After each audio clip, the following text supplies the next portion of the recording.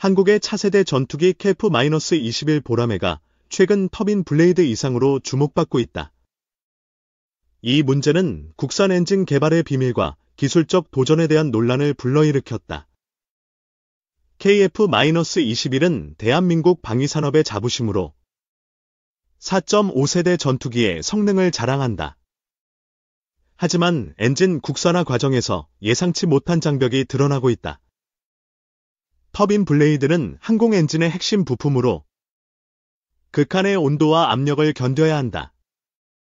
최근 테스트에서 KF-21 엔진의 터빈 블레이드에서 미세한 결함이 감지되었다. 이 결함은 엔진 출력과 안전성에 영향을 미칠 수 있어 긴급 점검이 진행 중이다. 한국항공우주산업, KAI는 이를 해결하기 위해 총력을 기울이고 있다. KF-21의 엔진은 미국 제너럴 일렉트릭, GE의 F414의 400K를 기반으로 제작되었다. 하지만 한국은 이 엔진의 국산화율을 높이기 위해 독자적 기술 개발에 나섰다. 한화에어로스페이스는 GE와의 협력을 통해 주요 부품의 국산화를 추진하고 있다. 터빈 블레이드 문제는 이 과정에서 발생한 기술적 도전으로 분석된다. 국산 엔진의 덩치가 커졌다는 소식은 방산 업계에 큰 화제를 낳았다. 기존 F414 엔진보다 높은 추력을 목표로 설계가 수정되었다는 것이다. 16,000파운드, lbf, 급 추력을 목표로 하는 새 엔진은 KF-21의 성능을 한층 강화할 전망이다. 이는 5세대 전투기로의 진화를 위한 초석이다. 하지만 터빈 블레이드 이상은 이 야심찬 계획에 경고등을 켰다. 결함의 원인은 고온 환경에서의 소재 내구성 부족으로 추정된다. 한국은 이를 해결하기 위해 첨단 소재 기술과 정밀 가공 기술을 추가로 도입하고 있다. 이는 국산화 과정의 복잡성을 보여주는 사례다. 이 기술은 과연 누가 한국에 제공했는가? 많은 이들이 GE의 기술 이전을 주요 요인으로 꼽는다. 그러나 한화에어로스페이스는 독자적인 연구와 개발로 상당 부분을 달성했다고 주장한다. 이는 한국 방산 산업의 자립성을 강조하는 대목이다. KF-21 프로젝트는 2001년 김대중 대통령의 공군사관학교 연설에서 시작되었다. 노후된 F-4와 F-5 전투기를 대체하기 위한 야심찬 계획이었다. 2002년 합동참모 회의에서 장기 소요로 결정되며 본격화된 이 사업은 20년 넘게 이어져 왔다. 엔진 국산화는 그 최종 관문으로 여겨진다. 한화에어로스페이스는 1979년부터 항공엔진 정비 사업을 시작하며 기술을 축적해왔다.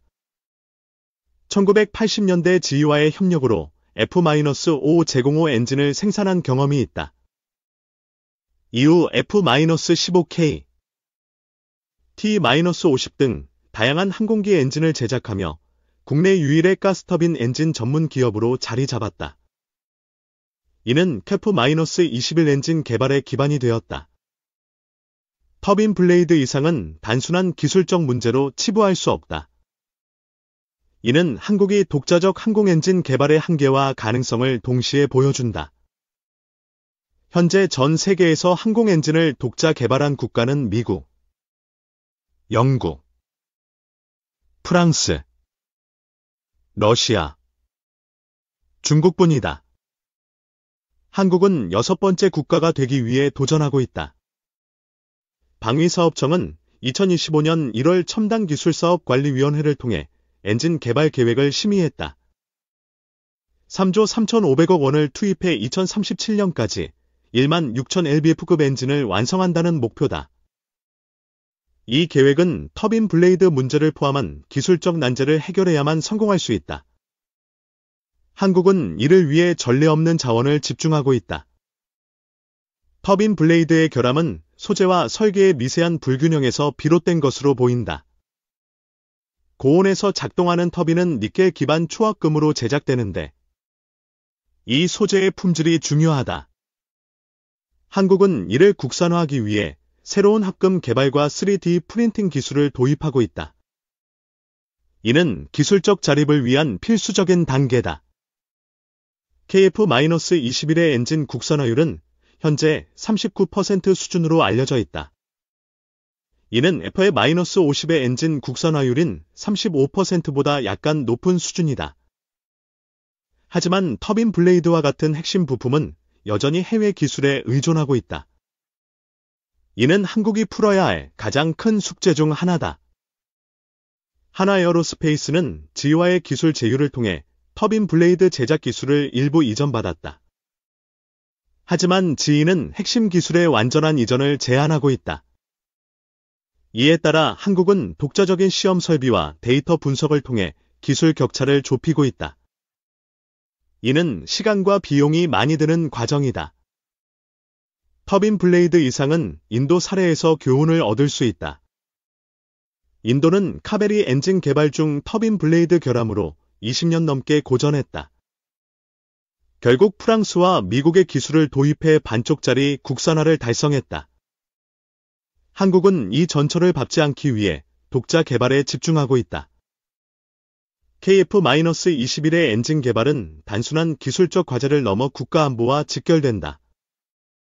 미사일 기술 통제 체제, MTCR로 인해 고출력 엔진의 수입이 제한되기 때문이다. 국산 엔진이 없으면 무인 전투기나 6세대 전투기 개발도 불가능하다. 이는 한국 방산의 미래를 좌우하는 중대한 사안이다. 터빈 블레이드 문제는 KF-21의 양산 일정에도 영향을 미칠 수 있다. 2026년부터 120대가 공군에 인도될 예정이지만 엔진 문제가 지연 요인이 될 가능성이 있다. KAN은 이를 최소화하기 위해 병행 테스트와 대체 부품 개발을 추진하고 있다. 이는 프로젝트의 성공을 위한 필수 전략이다. 한국의 엔진 국산화 노력은 경제적 파급 효과도 크다. 항공 엔진 개발은 약 5조 5천억 원의 예산이 소요될 것으로 추정된다. 하지만 성공 시 수출과 일자리 창출로 4, 5조 원의 경제적 효과를 가져올 수 있다. 이는 국가 산업 전반에 긍정적인 영향을 미친다. 터빈 블레이드 이상은 한국의 기술적 한계를 드러냈지만 동시에 도전 의지를 보여준다. 하나에어로스페이스는 이를 해결하기 위해 글로벌 협력을 강화하고 있다. 영국 롤스로이스와의 1조 2천억 원 규모 부품 공급 계약은 이러한 협력의 일환이다. 이는 한국의 기술 신뢰도를 높이는 계기가 된다. KF-21의 엔진 개발은 단순한 국산화를 넘어 글로벌 방산 시장에서의 경쟁력을 결정한다. 현재 필리핀, 폴란드 등이 KF-21 구매에 관심을 보이고 있다. 하지만 엔진의 안정성과 국산화율은 수출 계약의 핵심 요소로 작용할 것이다. 이는 한국이 반드시 해결해야 할 과제다.